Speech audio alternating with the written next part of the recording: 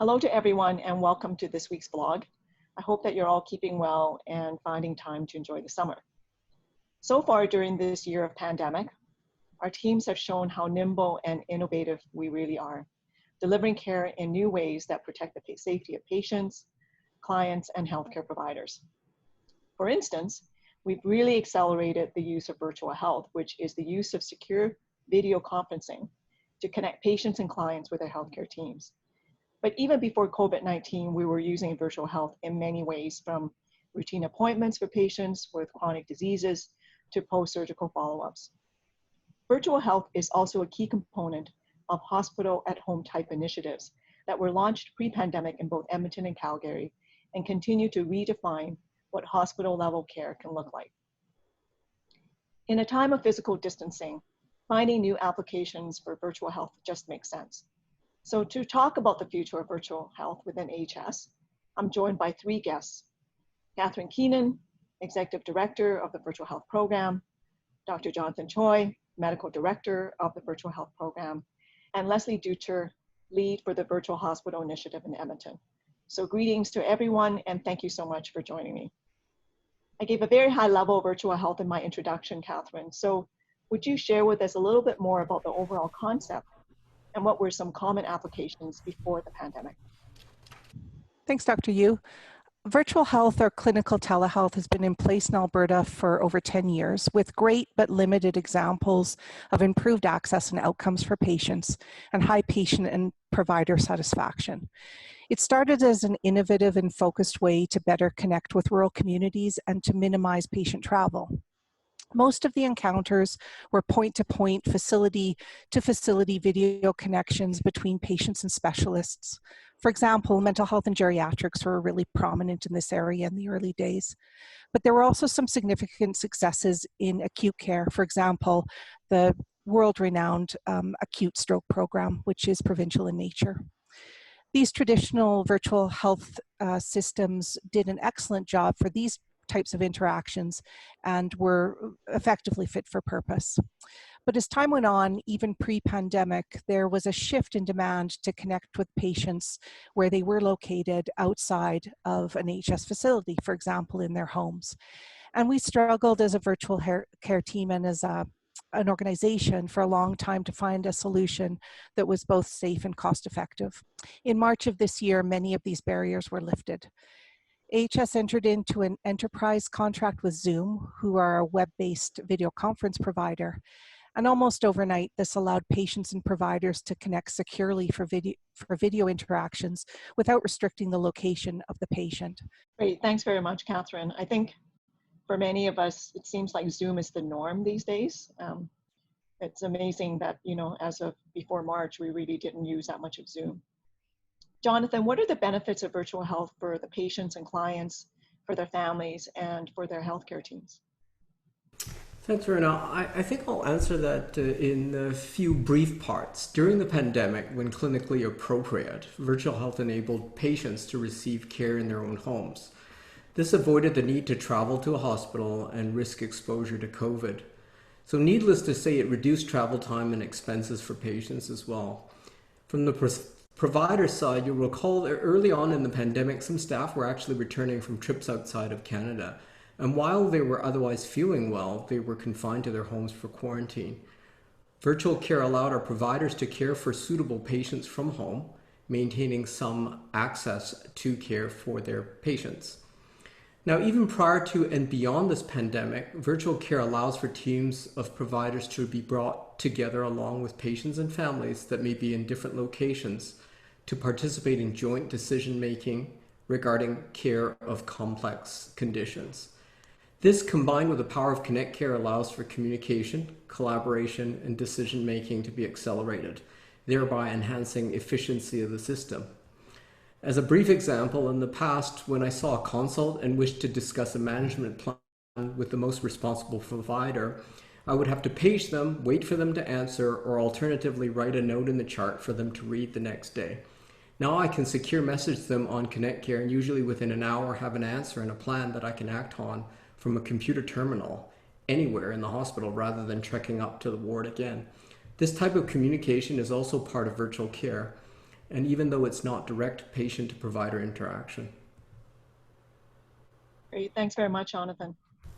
So Leslie, we know that we had embarked on a virtual hospital concepts even before the pandemic. We had a pilot at Rocky View, and then we had a pilot at the university. But can you expand a bit more and tell us about what a virtual hospital is and how you use it in the context of virtual health? Certainly. Thanks, Dr. Yu. So it's something that my colleagues have alluded to, that a virtual hospital provides acute care in a patient's home. So the team is dispersed. Some are in the community and able to access the patient's home, and others, as you have mentioned, are in an office, and specifically in the Edmonton zone at the University of Alberta Hospital. So care is provided as in any other acute care setting. Patients are admitted, they get daily rounds, they have orders written, and the team carries those orders out and coordinates care in the patient's home. And then when the goals for the care are achieved, the patient is discharged. And the whole time they've been able to be sustained at home.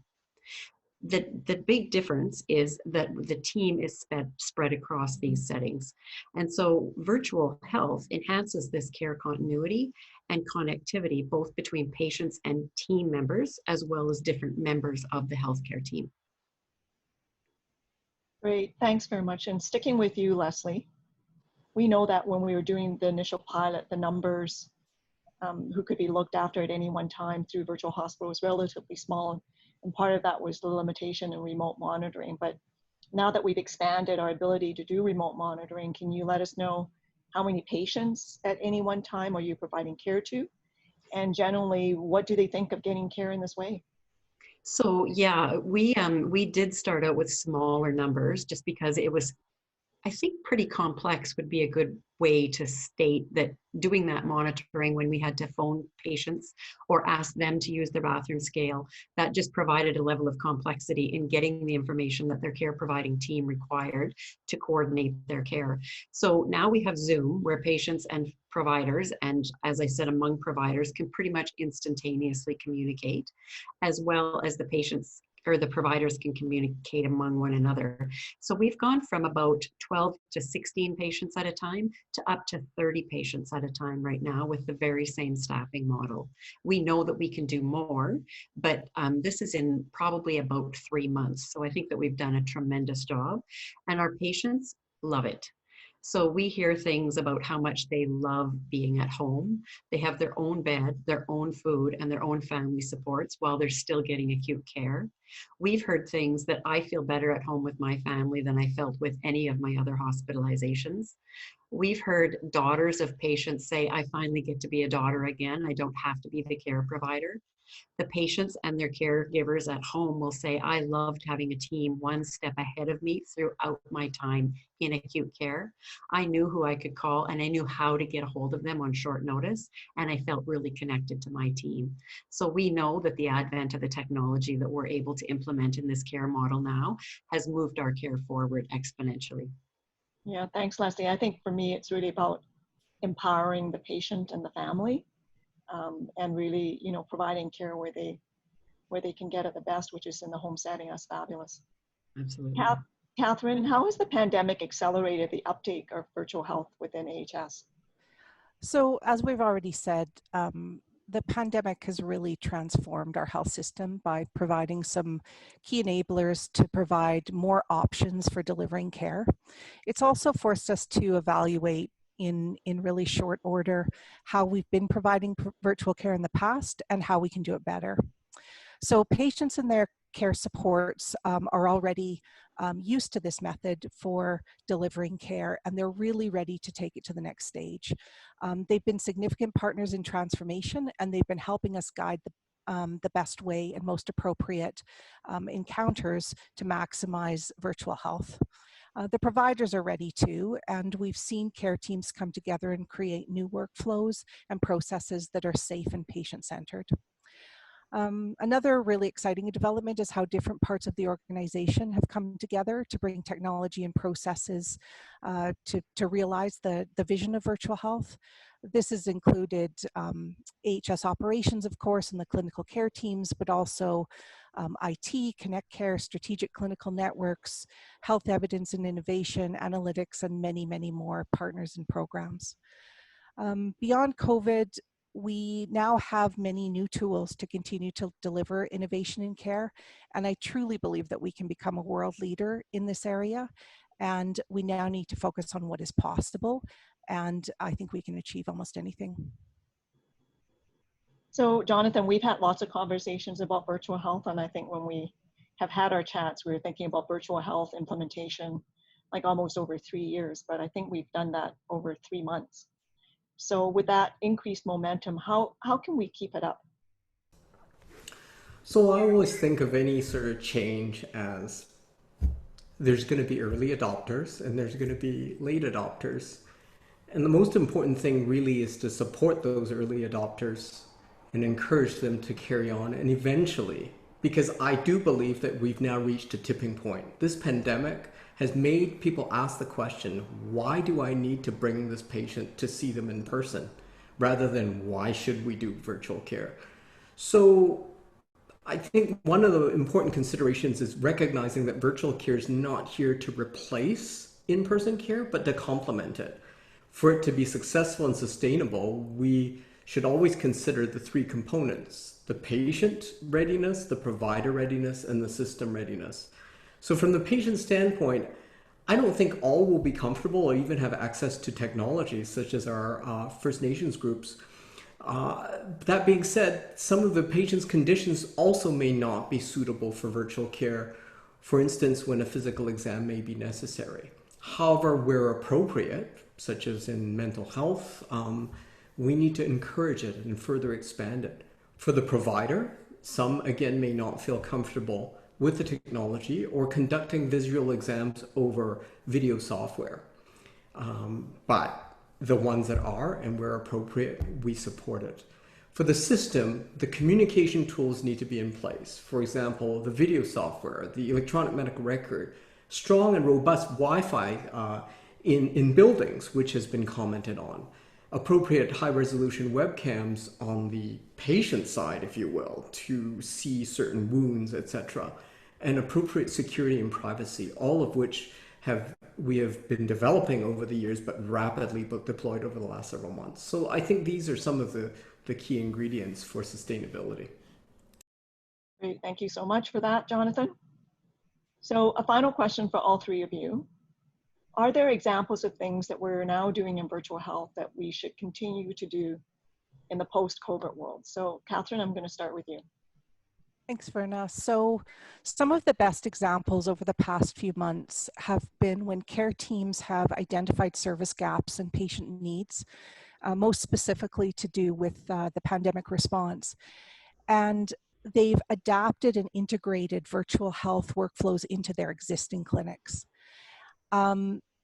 And where appropriate, we've even been allowed to have some clinicians continuing practicing outside of the facilities, for example, when they're in quarantine. So we've done some pretty wonderful things with moving, the patient and the provider outside of the facility. I don't want to miss anybody by giving a list of some of the really exciting things that have been happening over the past few months, but there have been amazing gains in rehabilitation, for example, seating and feeding clinics, seniors and palliative care. Many of the specialist clinics have moved to virtual options, neurology, cardiology, NICU rounding, rural hyperacute ventilation. And one notable example were some great developments in antimicrobial stewardship and being able to support the pandemic effort that way. So we would really like to hear what supports care teams and clinicians need to continue this level of assessing appropriateness and integrating new service delivery models. Not all encounters are appropriate for virtual care, but those that are, the vision is to provide these options safely and consistently across the province. Jonathan? Yeah, I mean, I'd like to bring it back to the patient and sort of ask the question, right? What are some of the care gaps that can be filled with virtual care? we are embarking or have embarked on a strategic planning exercise within virtual care to help guide the priorities for the organization over the next several years and align it with the quadruple aim. And by making it easy for patients and providers to deliver the care that is needed, it will allow us to start transforming care delivery and start thinking about resource allocation, if you will. And just to be provocative, for instance, if fewer clinic rooms are necessary to see patients, can we maybe potentially repurpose them to operating and procedure rooms to reduce the wait times? So I think those are, rather than repeating what Catherine has said, these are some of the challenges that I think I would like us to rise to. Healthcare is a finite resource, and we need to ensure that we allocate this precious resource in the most appropriate way to address the needs of our patients. Perfect. And last but not least, Leslie. Thank you. So I think to expand on what's currently been done and expand on what my colleagues have said, I think there's an opportunity for virtual hospital or acute care services delivered at home to be expanded. As was mentioned earlier, we have colleagues in Calgary doing a similar program, but to point, the patients in the 2 urban zones are the ones that have ready access to this, I think, awesome opportunity that can, as Dr. Choi said, transform the system. So I think this is the perfect service model for populations that are appropriate for virtual care, but also those hard to reach populations. And sometimes when we think of virtual health, we also, we can deliver virtual care through a telephone as well. So it doesn't always require the most highest levels of technology, but sometimes it's a phone call and learning to manage a patient's care remotely that way. So I think there's tremendous opportunities in a variety of different ways. But of course, coming from where I come from, I'm going to say virtual hospitals really need to be sustained. Perfect. Thank you so much to the 3 of you and for joining me today. It's been a fascinating and virtual conversation. I would say that with our experience in virtual care, I would raise the issue that perhaps face-to-face appointments should be the exception instead of the norm. And perhaps in the future, instead of capital investments in a facility, we invest in virtual care and do it that way. So I think the art of the possible, as that has been mentioned, is really up to us to sort of decide as we go forward. So really exciting, I think, for all the things that you're doing, and wonderful conversation. We know that virtual health is really, in a way, providing much more community-based care, as we've heard, and community-based care underlies what we are doing through enhancing care in the community. ECC is going to continue to be a key focus for us in the years ahead as we shift our paradigm in healthcare delivery. So I see the use of virtual health only expanding from this point on and as we go forward. So thanks to all of you for watching this, wherever you are. This blog is aimed to highlight teams across the organization, because when we have a better understanding of the work of our colleagues, we're in a better position to collaborate with one another, develop stronger partnerships, and make the most of our province-wide health system. I'm going to be back next week, and we're going to talk about COVID-19 assessment centers, where there's been a lot of stress with the increased numbers. I've said many times that it's really important for all of us to find time to recharge. So I'm going to do that myself in August so that I can be ready and rested as we head into the fall. So I really encourage all of you to please do the same, get some rest. We need all of you as we continue to manage the pandemic and move into the influenza season. So thanks again for watching, and I'll see you next week.